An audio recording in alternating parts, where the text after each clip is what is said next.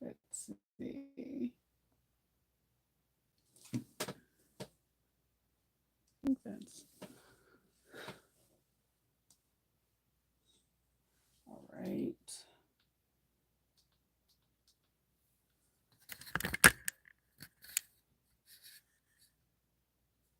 That should be okay.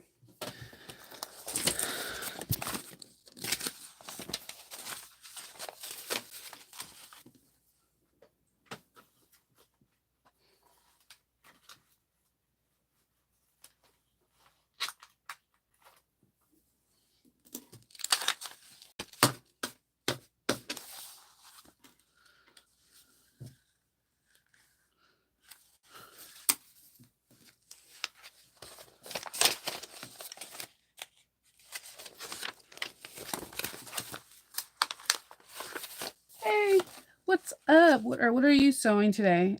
I'm gonna be making the Camille.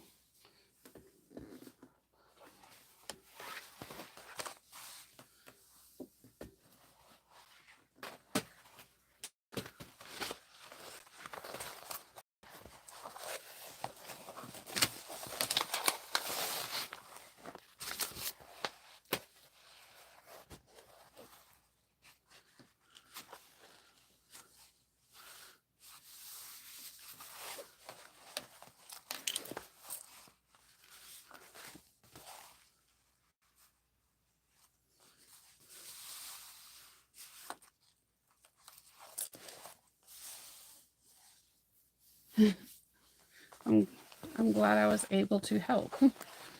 I'm trying to just see which area will look the best with this pocket.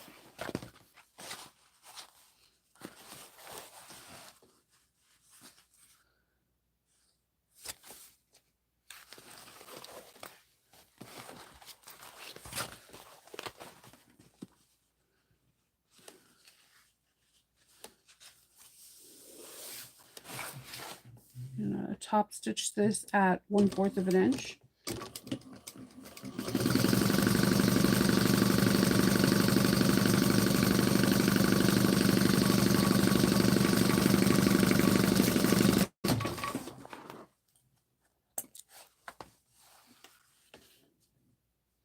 Mmm. Tester bags are always fun. And Lou Love looks, she has really immaculate taste, so I only can imagine her bags being spectacular.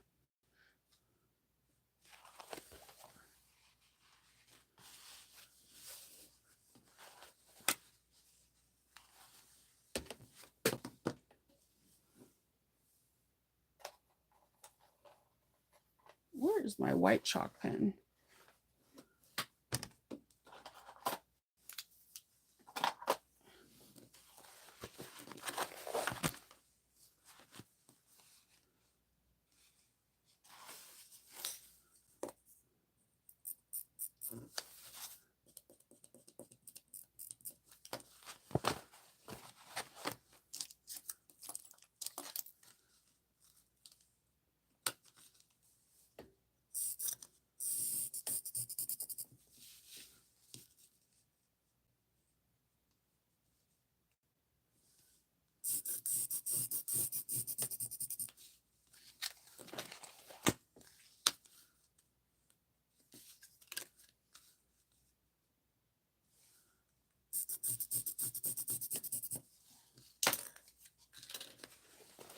Thank you so much, Millie. I appreciate that. How's the weather? I'm always curious to see what other people's weather is like. Right now, Maryland doesn't know it wants to be spring or summer.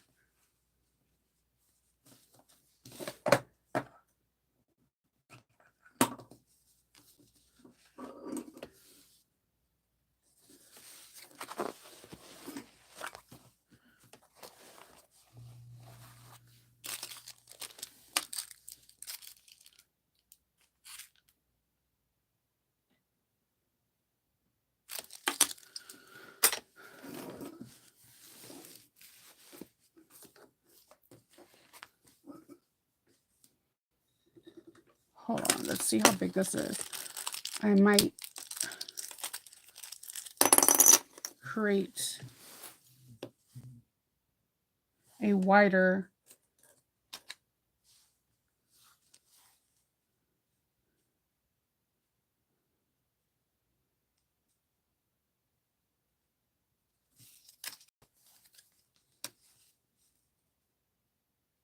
pocket.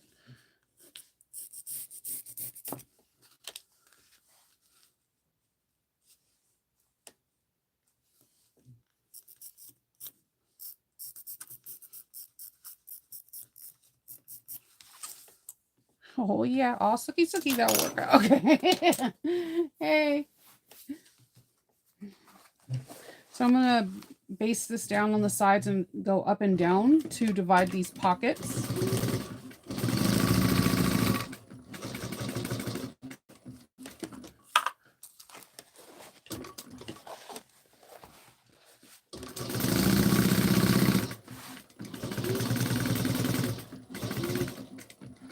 In case you're wondering, this is the Georgia Girl stitches, and I absolutely adore her patterns.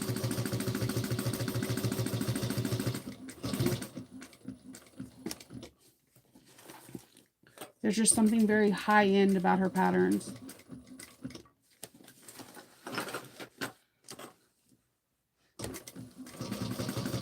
And I'm just doing something a little bit different for the pocket to accommodate the magnet that I want to put on there.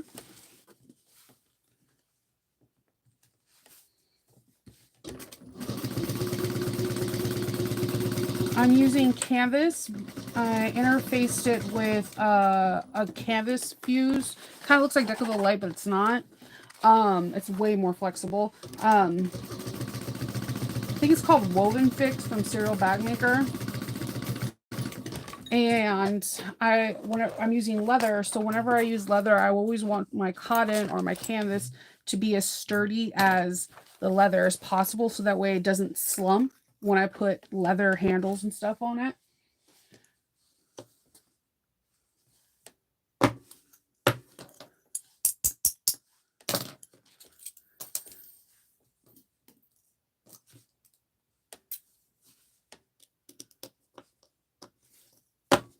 Some of these are just a little bit harder to come out because of that salt.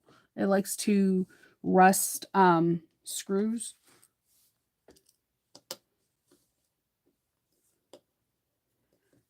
Try to untwist them once, and if it doesn't, instead of stripping your screws, I like to bang them on a hard surface, magnet side down, not the pretty side down, and they usually just like jig on out. So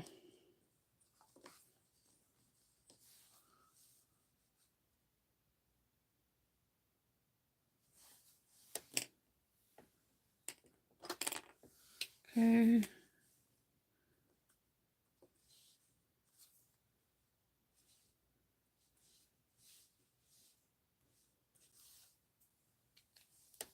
I'm going to punch some holes.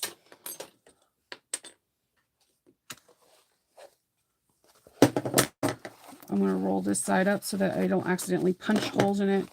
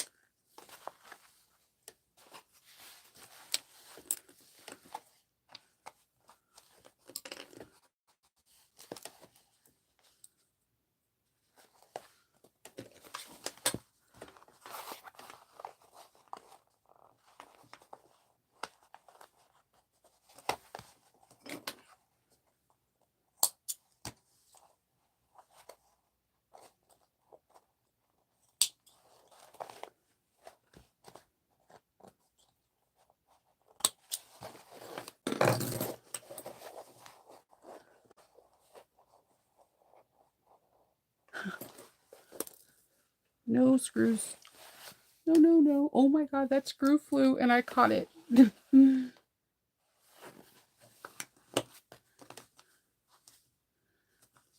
Where is my stiletto?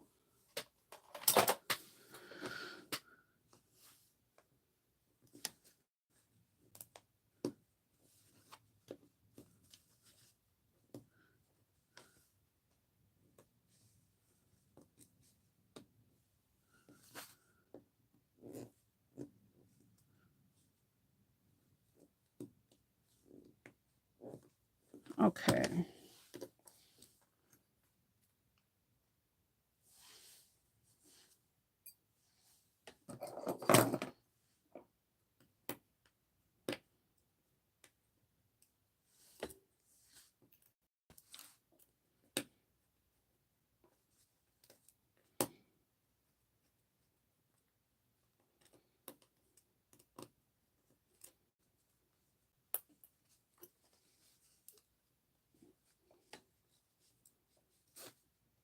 I don't screw all the screws in all the way until I put the last one in to make sure everything fits and nothing's moving.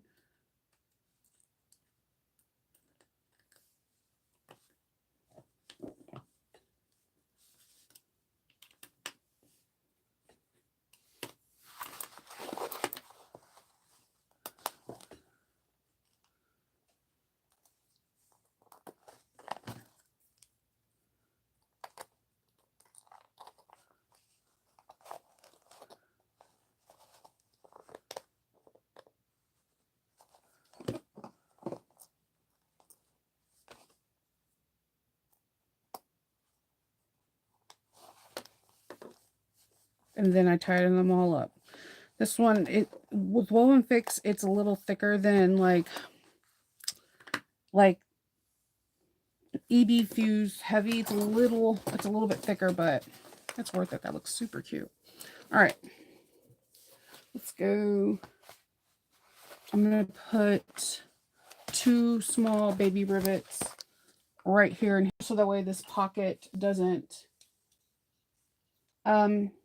she so this pocket doesn't has some extra support.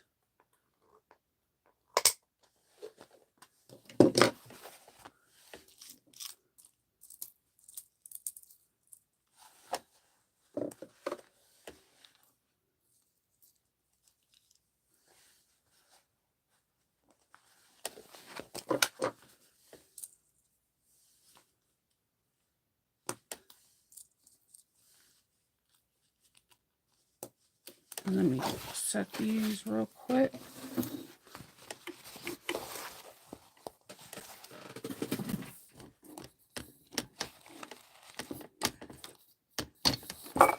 All right.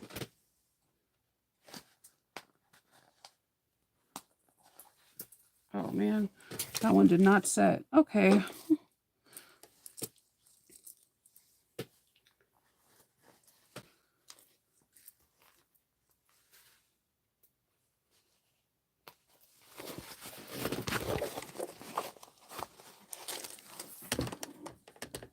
All right, got it to set. All right, so we have our rivets in. We have it all sewn down the middle. We're going to place our leather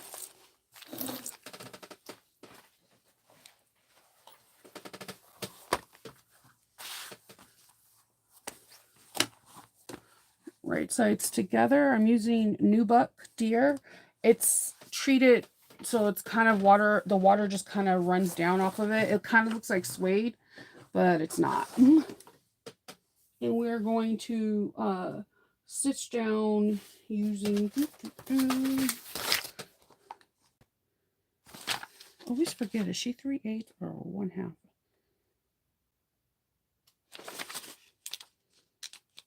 Or 1/4?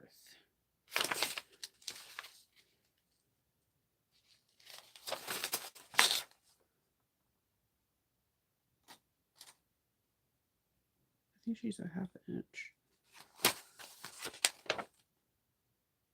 Sorry about that. I'm really bad at. She has in the beginning. Hold on, where is it?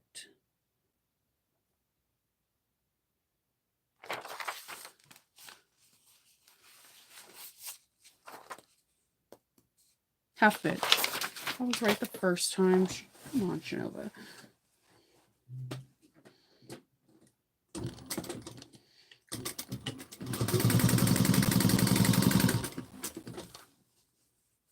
I mean, you could could have used like a 3/8 of an inch and the bag will be slightly bigger. But if you're trying to keep it to the measurements that are on the pattern, keep it to the same seam allowance.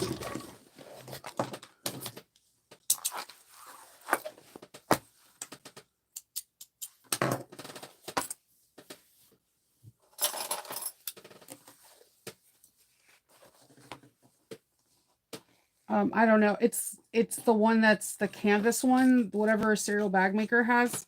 It's our heaviest one.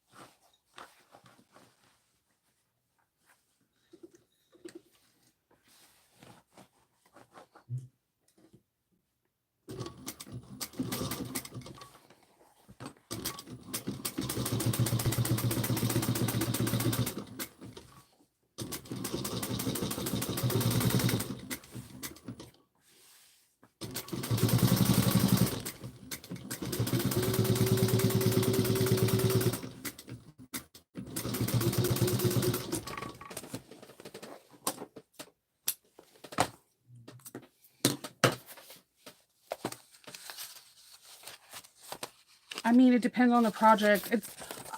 I've used woven fix on faux leather, cotton, canvas. I've water resistant canvas. Like, it depends on what I'm trying to obtain structure wise. 2-inch square needs to be cut out.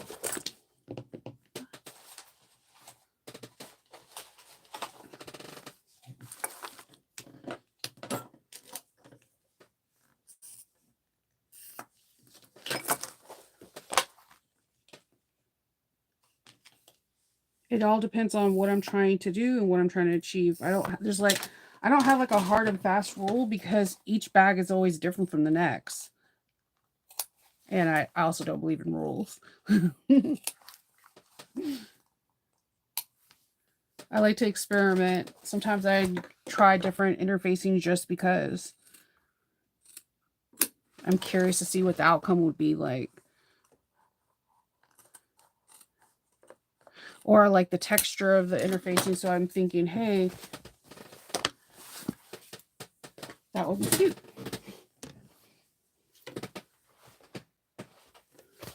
You could put a slip pocket like the front on the back. I'm not, because that's not what the pattern has. So I'm going to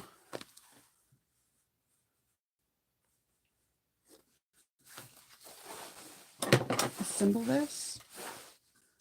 I want this bag to be like just short and sweet and just straight to the point.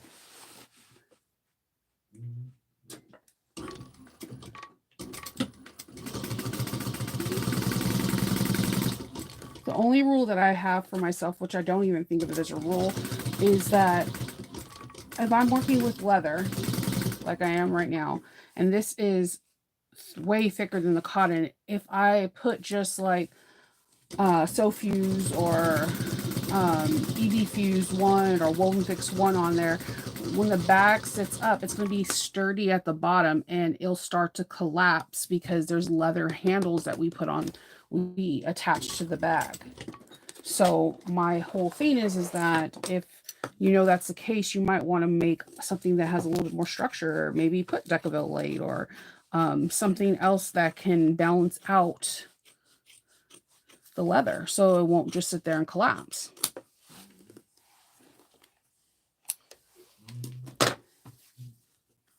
Yeah. But you'll see shortly, I'm using ripstop for the lining. And I thought it was too soft considering that I'm using a heavier-ish leather. So I interfaced it because it was the color that I wanted. I interfaced it with 808. I'm very unconventional when it comes down to interfacing, and I probably never use it like other people do.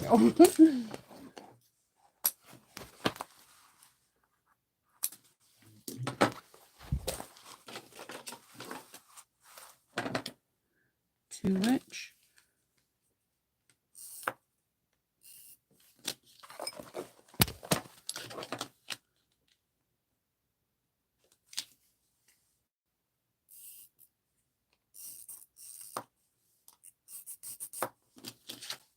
And I want whoever to have this bag have it for a very, very, very long time. And I want them to know that I really cared about this bag. So I took all the precautions to interface it to the best of my knowledge, so that they can have it for a very long time.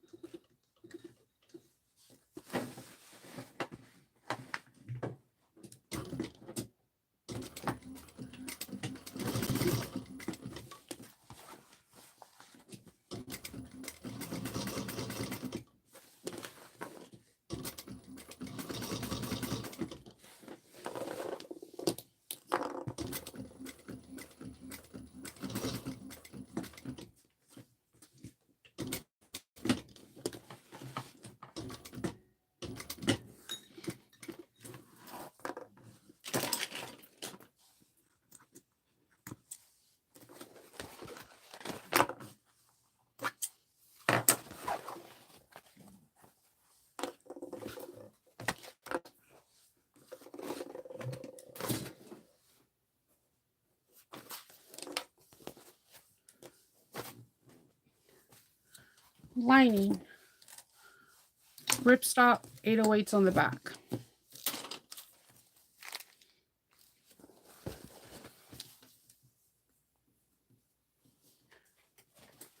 Pocket.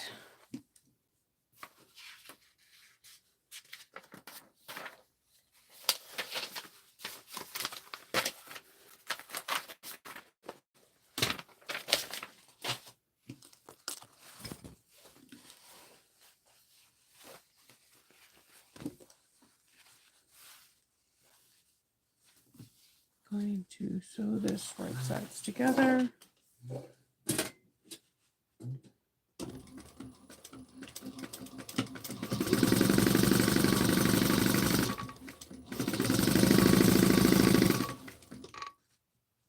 Now you could like make it a little bit more fancier by adding like a zipper pocket, but I actually like the simplicity of this bag so much.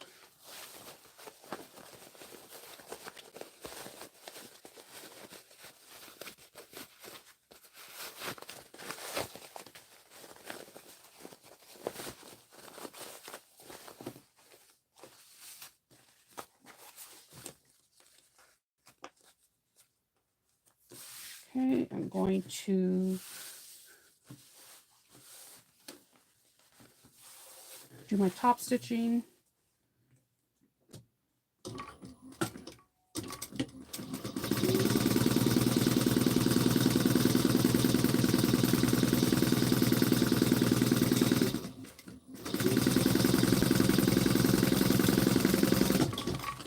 Okay.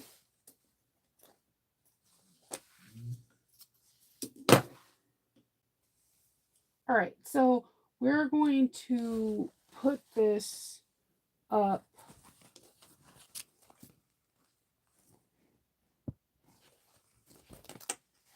how many inches?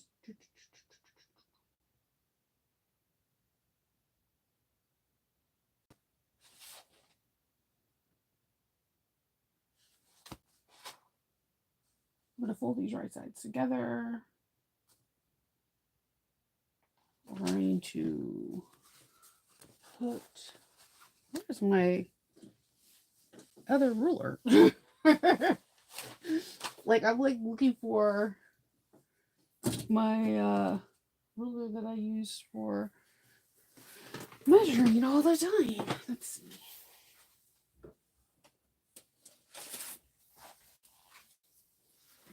Okay. We're going to do 5.5-inch markings on both sides.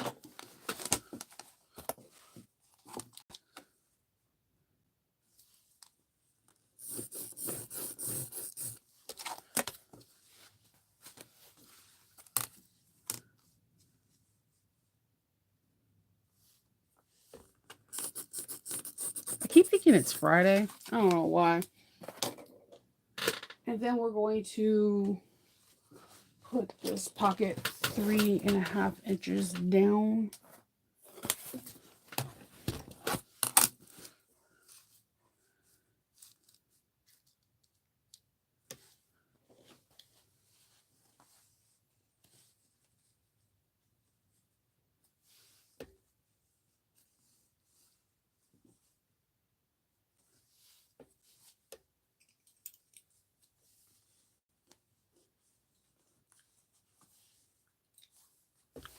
I'm just going to pin it in place.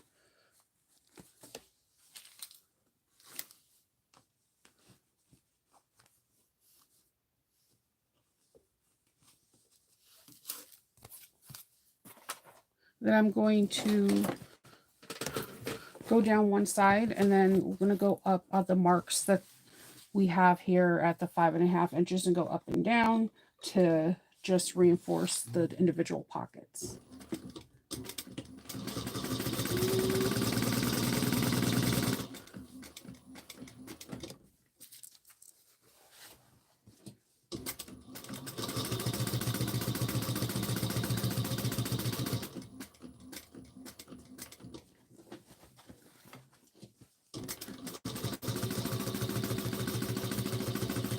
When I go up, I'm just going to do a bar tack. I'm going to go vertical and go 1 stitch forward, 1 stitch back, and then another one back. Go back down the line. You could put rivets there instead. It's just easier for me to bar tack, and it reinforces it beautifully.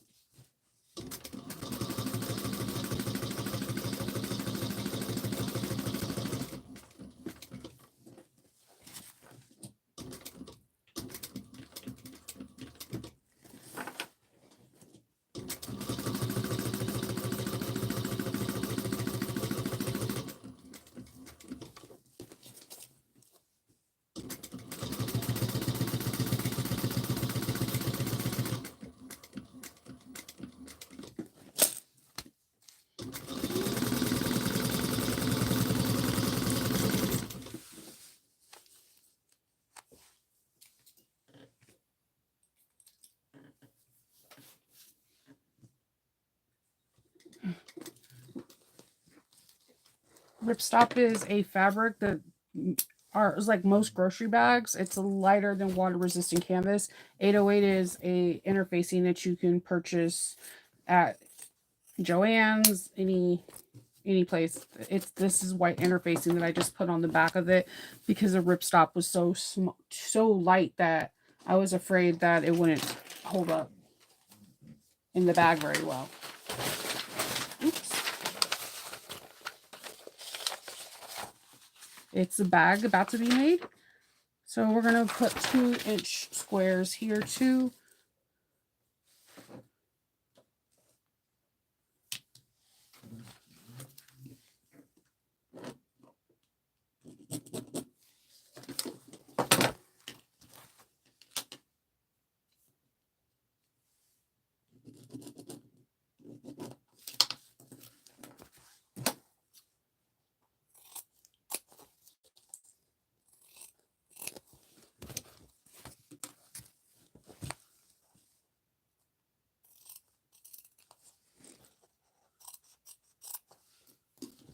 Okay.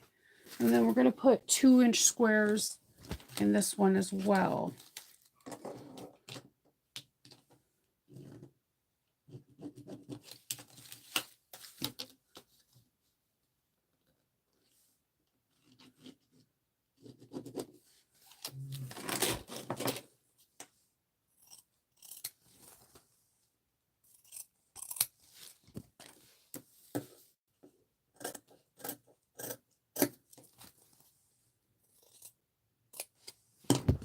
All right. All right, so I'm going to start making the zipper. Oh, you're right here. Hello. Let's see.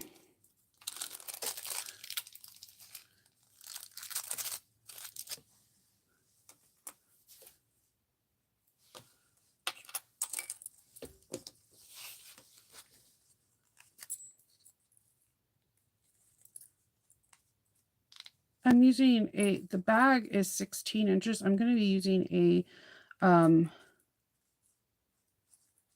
15-inch zipper.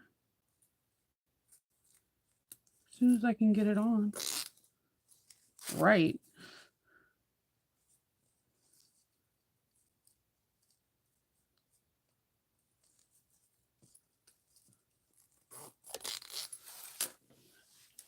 And then I am going to use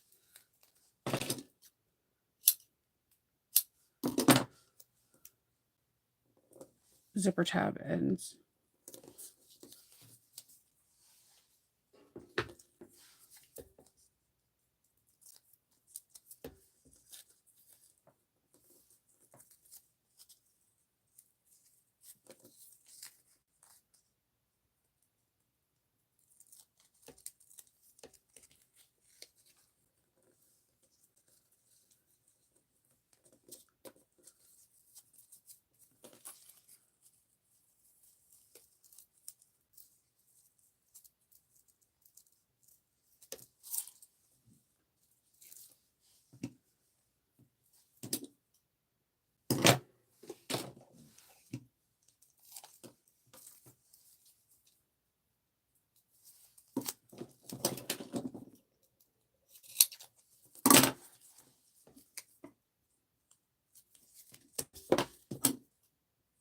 The pattern doesn't call for this. It's just things I like to do because I don't know. I just like to do it like that.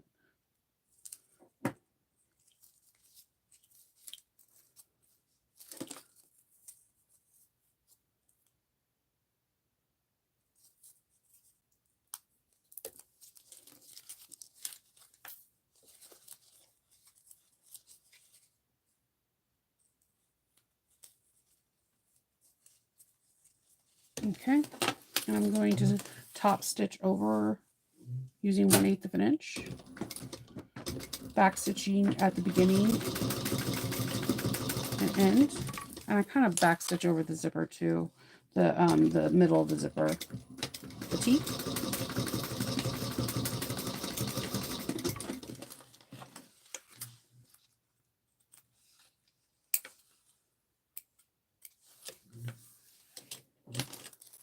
I'm going to find my center.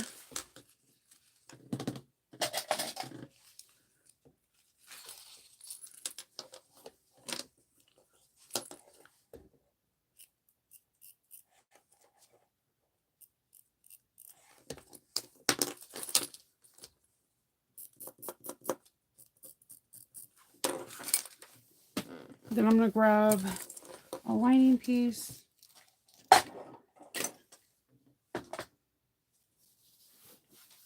And I'm going to be using 1/8 of an inch double-sided tape on the lining pieces because our seam allowance is 1/4 of an inch with the zipper.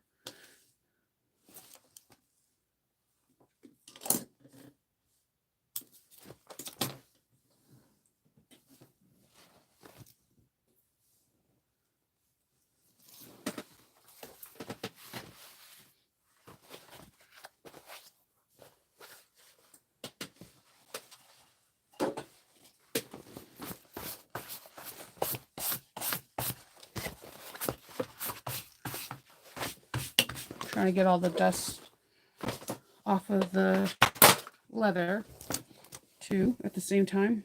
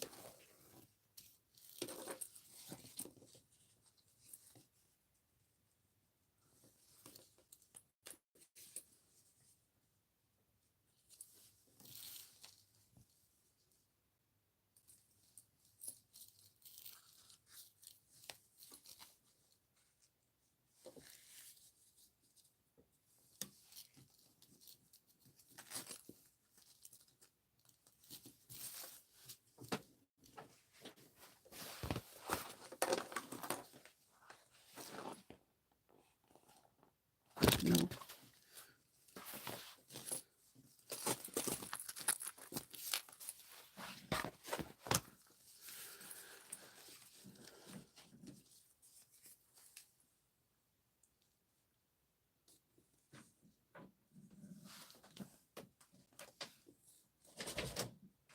Sorry, I'm hearing my puppy's also upstairs. That's Loki being dramatic. That big thump. There's no one else in the house except me, him, and Roxy. Gonna sew this together using a 1/4 of an inch seam allowance. Be cognizant of your zipper pull.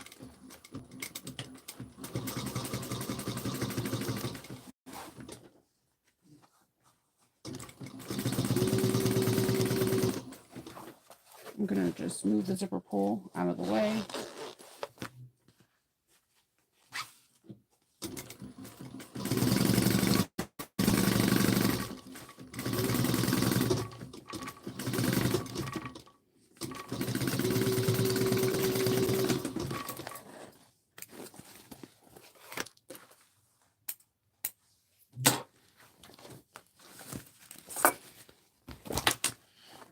I'm gonna pull this down and put a couple clips.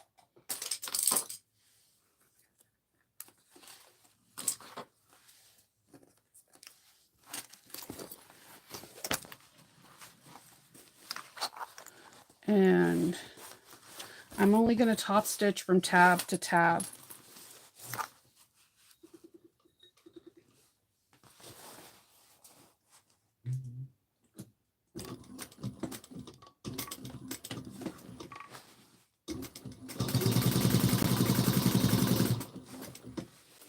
Just make sure that seam allowance is folding down towards inside of the bag.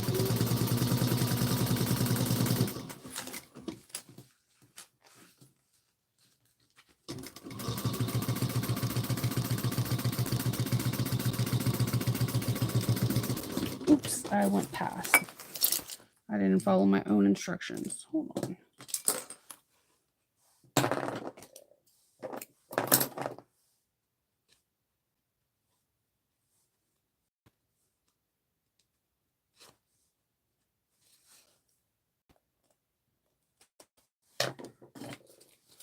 I just removed those last 2 stitches that we're going to go past the zipper tab, and now I'm stitching them in so everything should be copacetic. All right, let's get this other one on.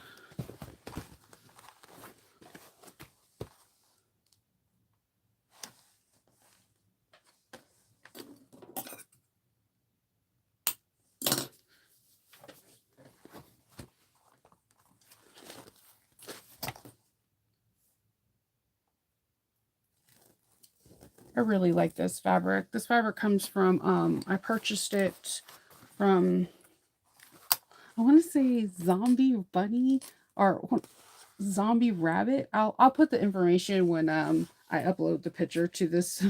It's something bunny zombie, but they have really great prints. They have like awesome Lord of the Ring prints. They just really cute stuff.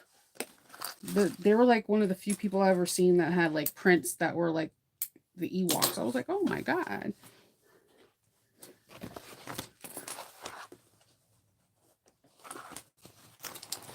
All right, 1/4 of an inch.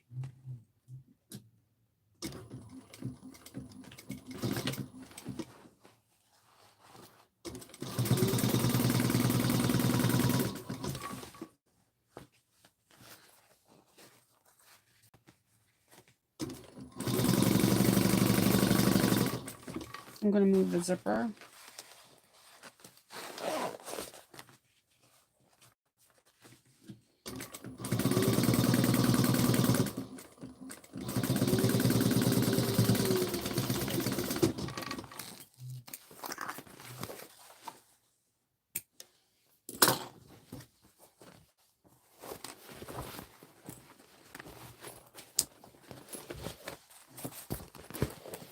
I'm going to clip this down so the lining's nice and tugged to the exterior back.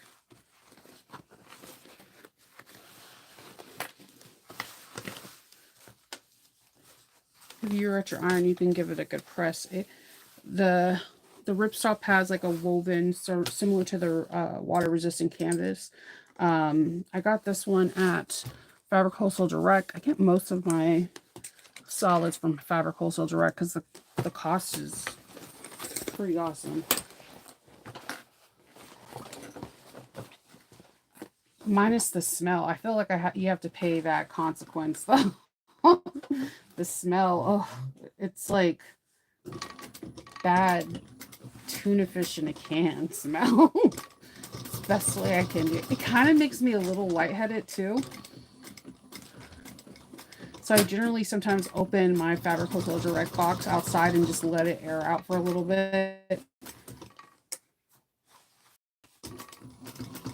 I don't know if anybody else has to do that.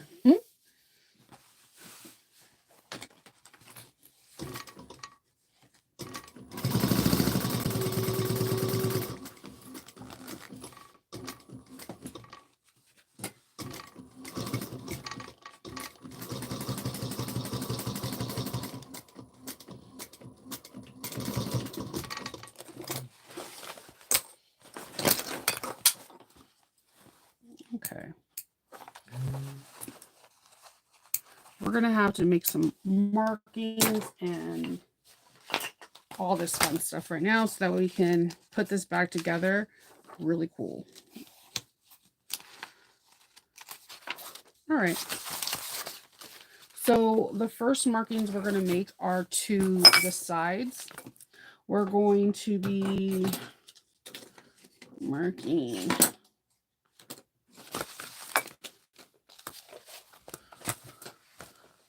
see, 1.5 inches down. And we're going from the top of where the ledge is, where the little lip is. So we're gonna 1.5 inches, 1 3/4 of an inch over.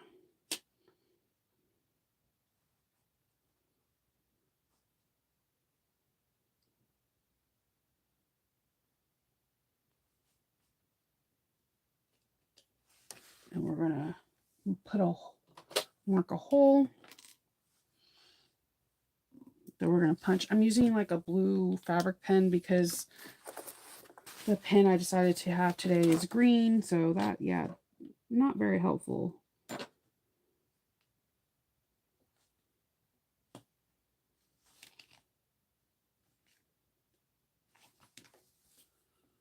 And measure twice because you don't want to have to like re-punch holes and add like fancy rivets and whatnot because it got a little messed up.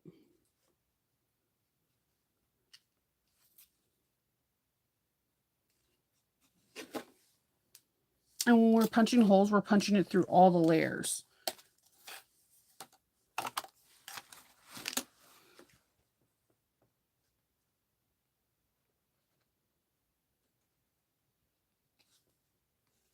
All right, so let me punch this first. What? Oh, sorry, you guys. This bag is not that big, but when you're assembling it, it's a lot of pieces, a lot of components.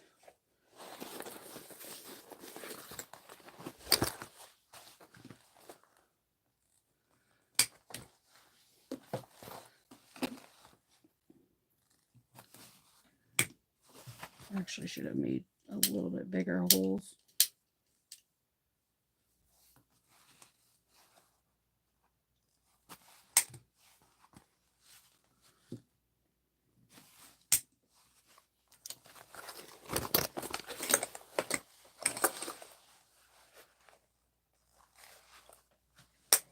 Hello.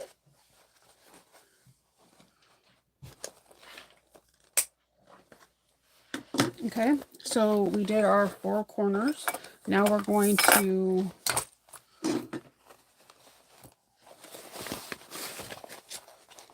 do for our handles. So our handles, we're going to go from the center, and we're going to mark 5 each side.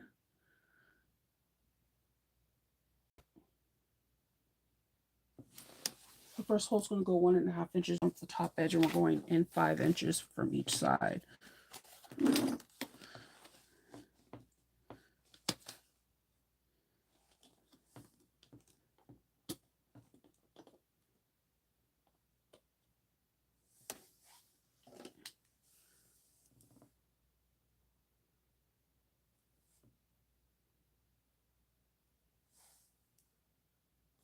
And then I am going to take the handle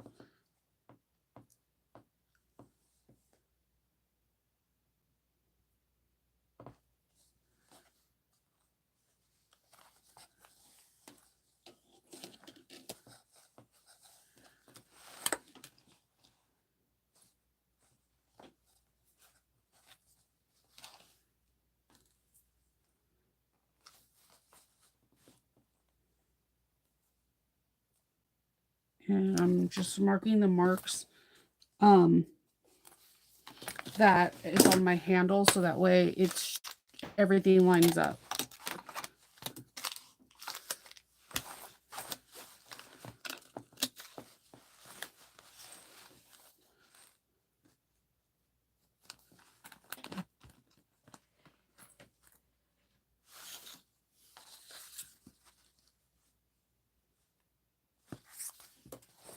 Okay. It's a lot of marking. It seems like it's complicated. It's not. She explains everything really, really well throughout the pattern.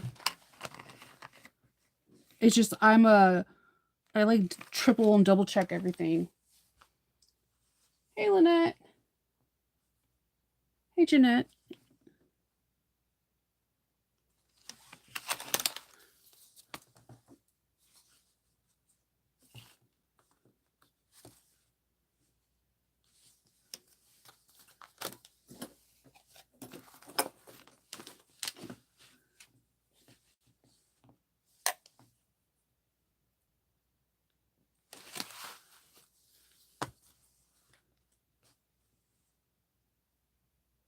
All right. Now I'm going to punch holes through all the layers, so that way the bag is like prepped and ready to go, so we can start assembling it.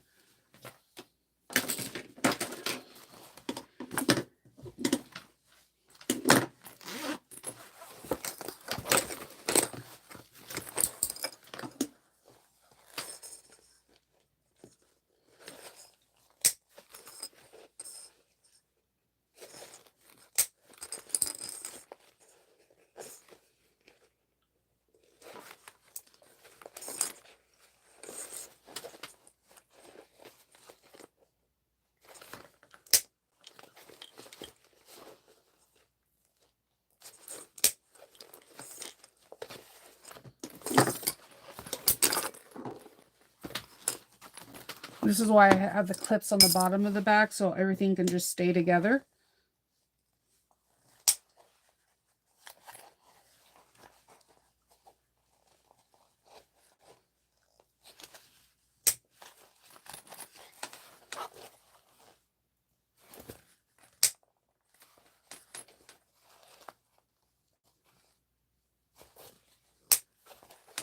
All right.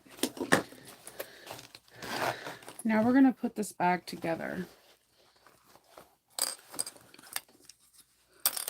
So right sides touching right sides.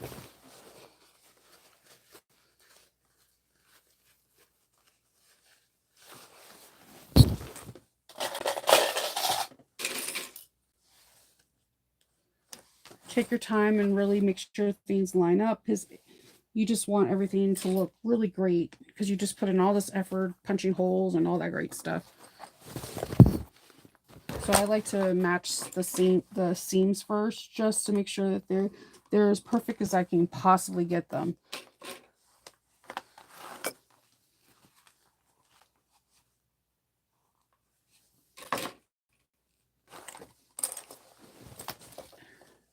And we're going to leave an opening, like about a 6-inch opening in the bottom.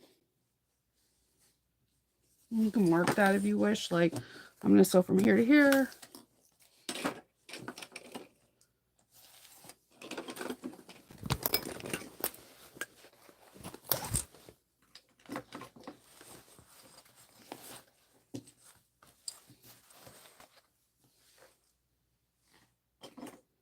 All right.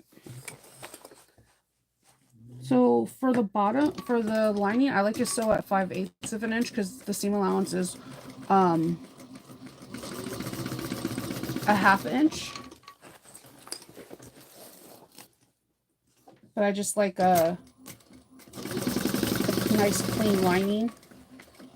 And it also helps if you have any like hiccups where things are just not lining up. You can have it fit better.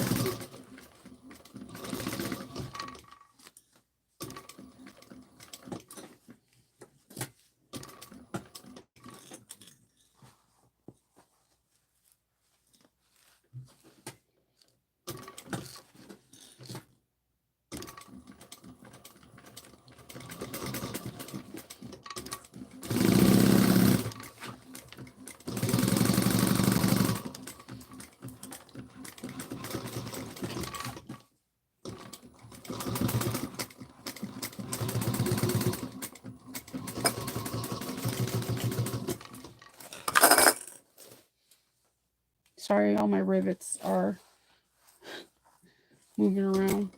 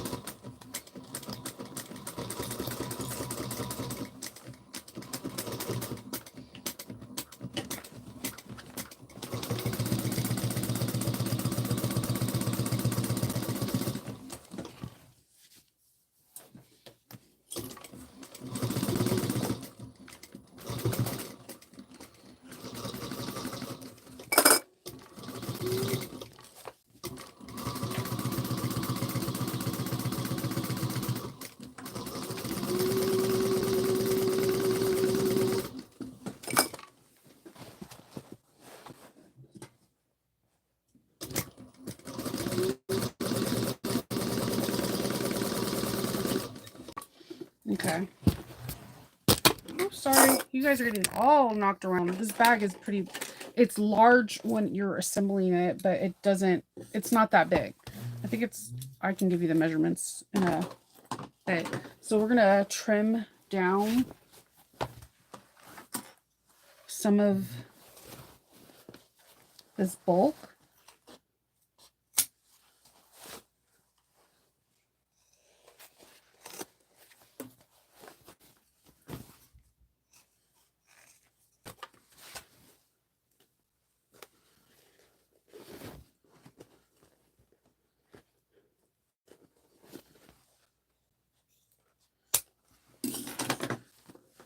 All right.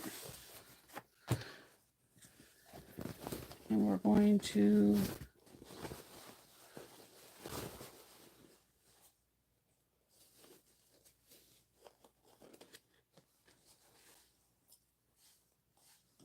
box our corners.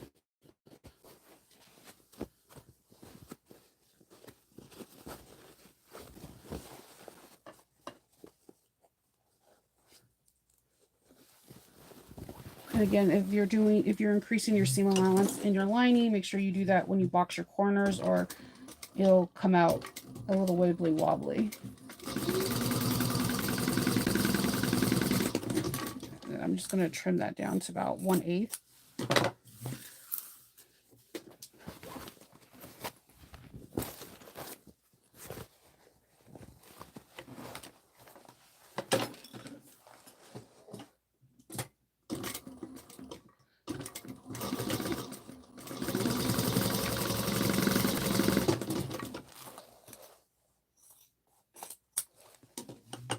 Okay, let's box these. I'm just gonna sew over this one part one more time just for extra reinforcement.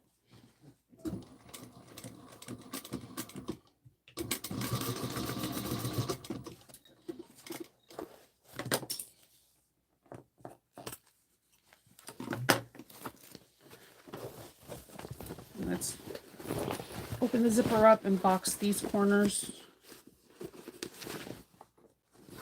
Because this is leather, I'm going to butterfly it.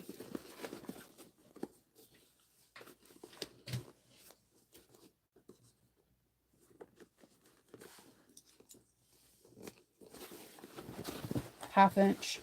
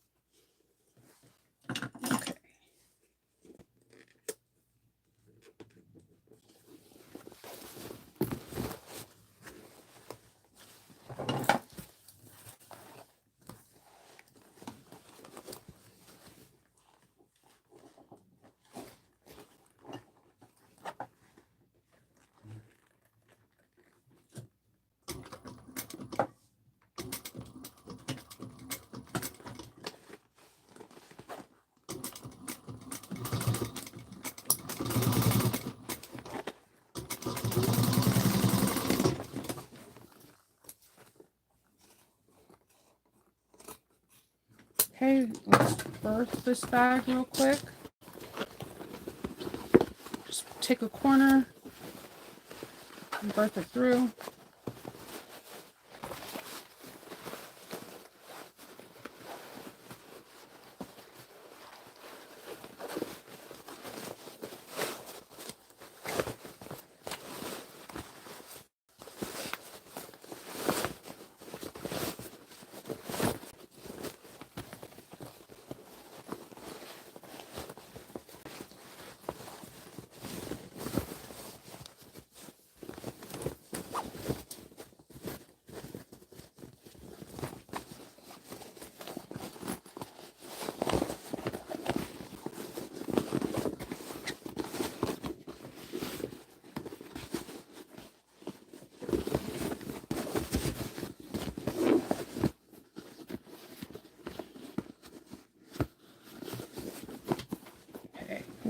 Before I sew the lining, I'm gonna need to tuck everything in and pop out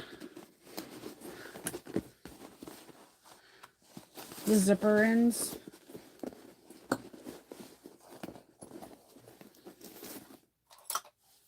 Usually get a chopstick and I just go in like that.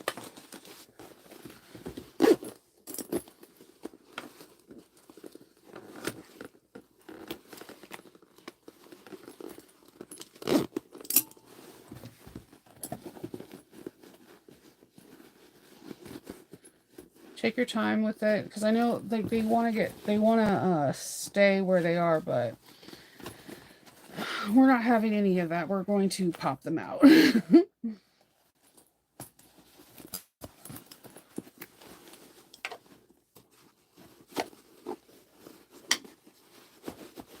There we go. So the zipper end is in here.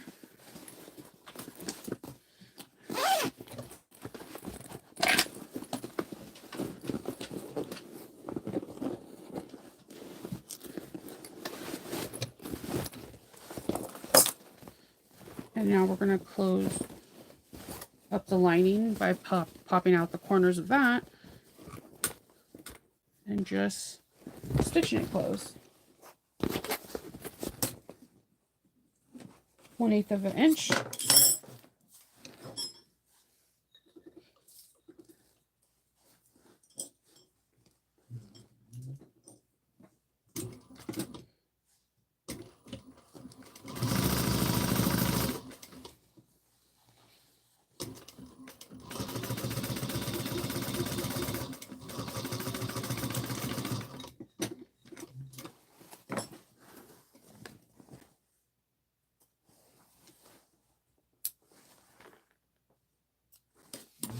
All right, tuck this back in here. This is super cute. And now we're going to start putting on handles and side pieces and all that stuff.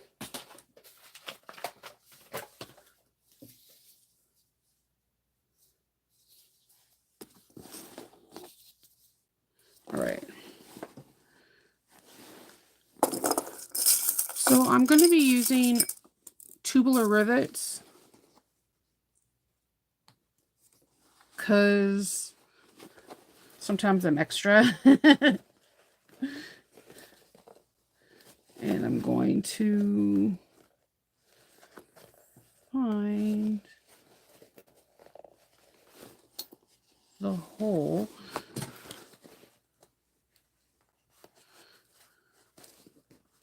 And to make sure that my backing doesn't shred it, it won't rip through, I make little leather washers. And it also gives it a little bit of character when you do that. And this is the back of the tubular rivet. So I'm going to stick this on here. And I'm bringing my Mikas and Margot press. I don't know if they have this for Cam. I only have 2 rivet press, and that's the Mikas and Margot and the Buckle Guys.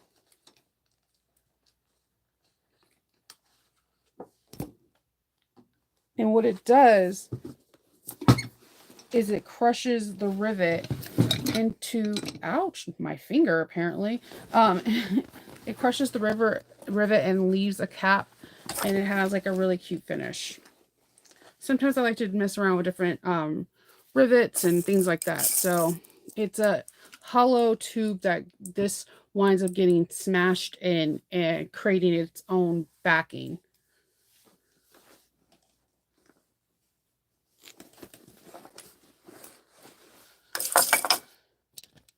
Oops, sorry.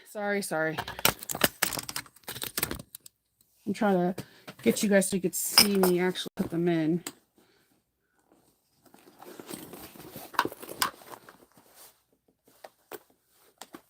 And then we're going to put one of our leather washers.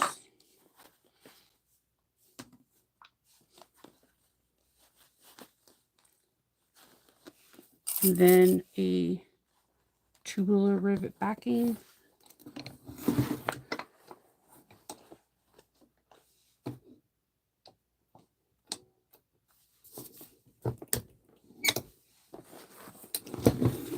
And it just like crushes it so that way it's in there. But see how there's like a nice clean finish.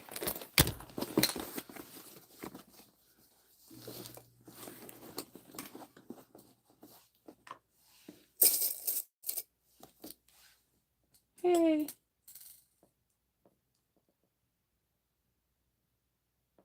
Yeah, oh yeah, go for it. Like my whole thing is again, no rules, just fun, remember?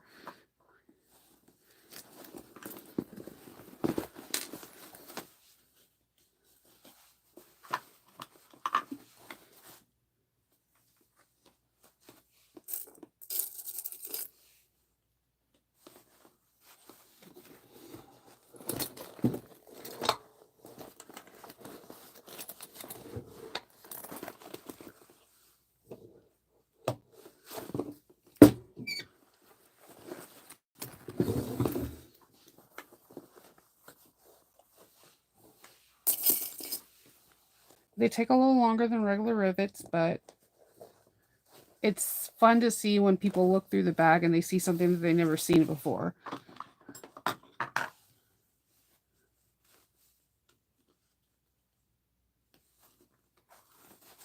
I like to make leather washers. I even make vinyl washers sometimes. If I'm having a bag that I just really want to reinforce a rivet, I like to do that too.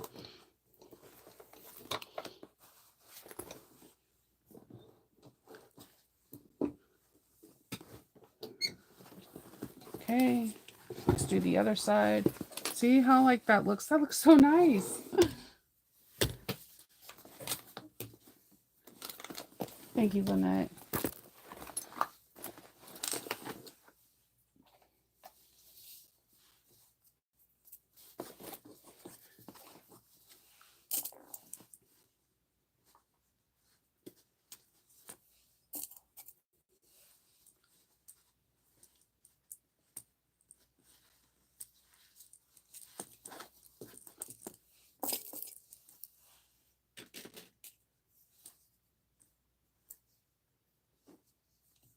Whoever, I love this. I love new book leather. It just looks so smooth. It's like, it looks like suede, but it's not.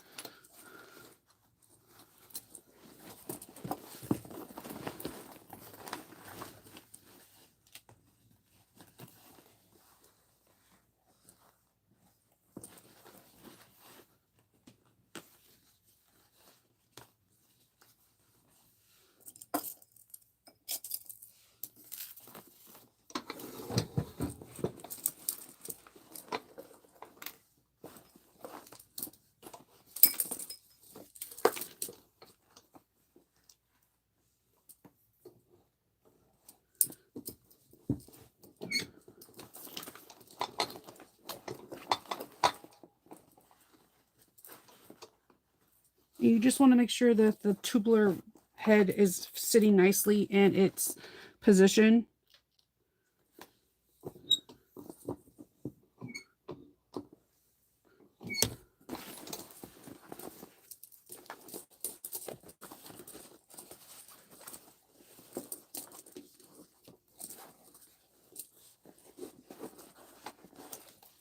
Just making sure the handle's not twisted.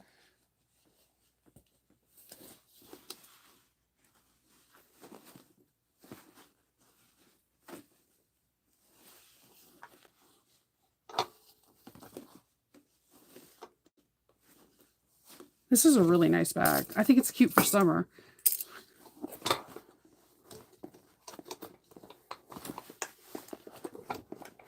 Now, you don't have, if you don't have to have a die for this, you can buy tubular rivets by themselves individually, and you can buy a setter and you just set it with your mallet, and they look fabulous. I like the way tubular rivets look.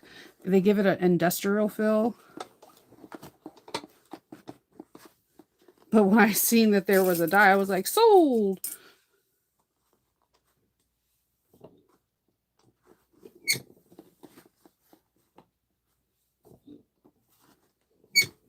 Let me make sure this is sitting on here right.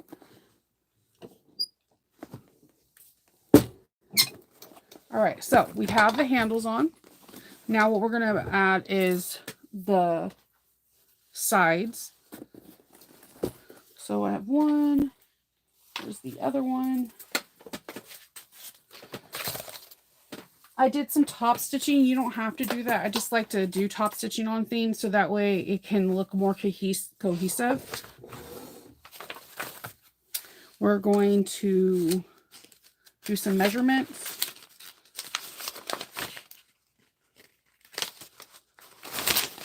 We're going to punch holes a 1/2 inch over.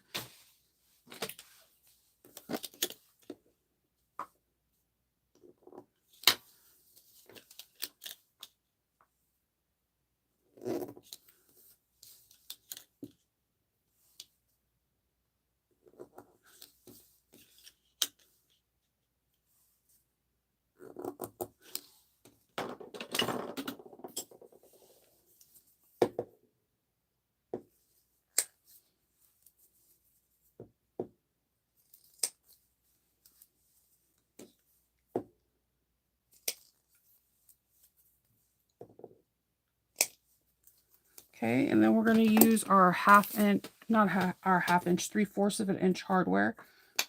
Where's the other one?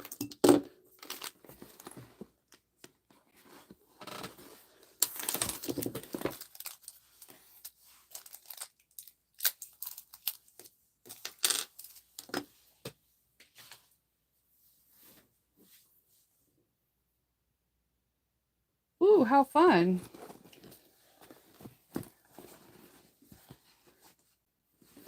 Okay.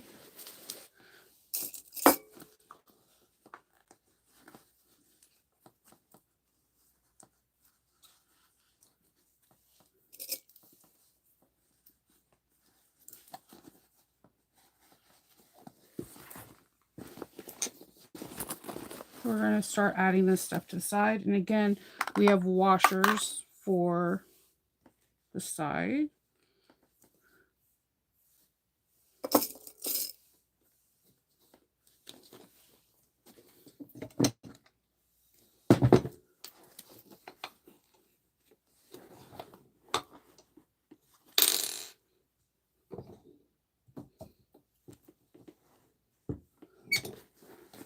Okay, I'm going to put my hardware back on there because it slid off.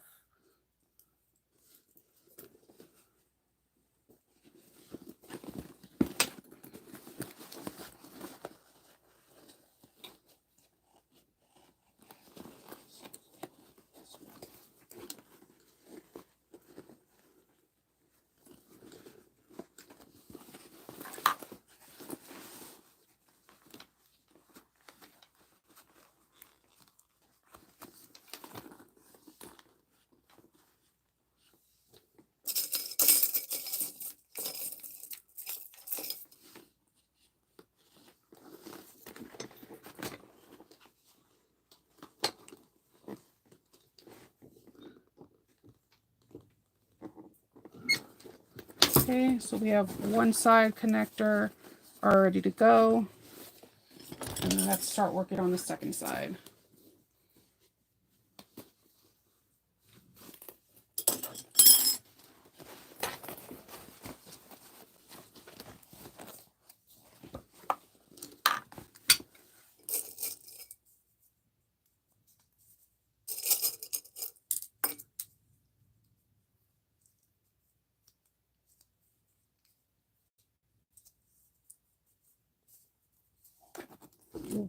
What's the rivets? They're tubular rivets.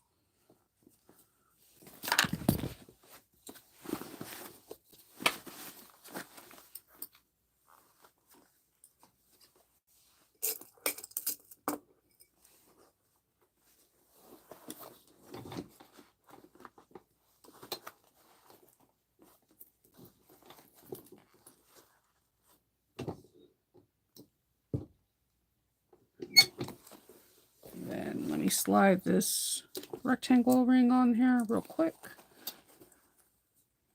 And this will be the last rivet.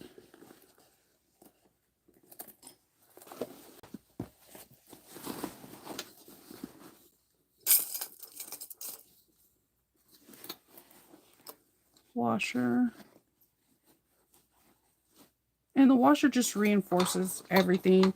So that way this bag can go through a nice beating without it like being demolished. Let me put this to the side. So now this bag is done. Now you could put Peltex on the bottom too if you want like a stiffer bottom. But I like how soft it is. Like I said, it kind of reminds me of like the Dooney and Burke with their classic khaki green. Just very soft and nice. And then have fun and make a strap. And my strap has where it's a 1/2 inch webbing, 1.5 inch webbing with a 1 inch connector. And this bag is ready to go.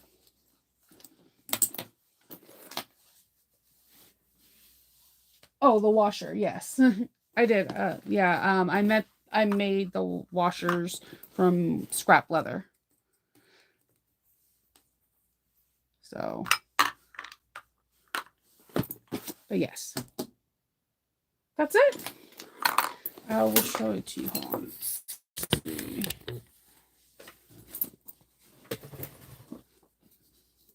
So I might add like a little leather tag right here just to make it all be all cohesive, but that's all that is to it. You have your 2 slip pockets right here. When you open it up, you have 3 little slip pockets, a nice big compartment, and you have a perfect summer bag that's soft but can stand on its own as well. So that's it. So I'm glad I was able to do that with you, and maybe you guys could look into tubular rivets as something new and experiment with leather handles because they're always fun to add to bags. So that is it. I hope everyone has a really good day, and I will see you guys soon. Bye.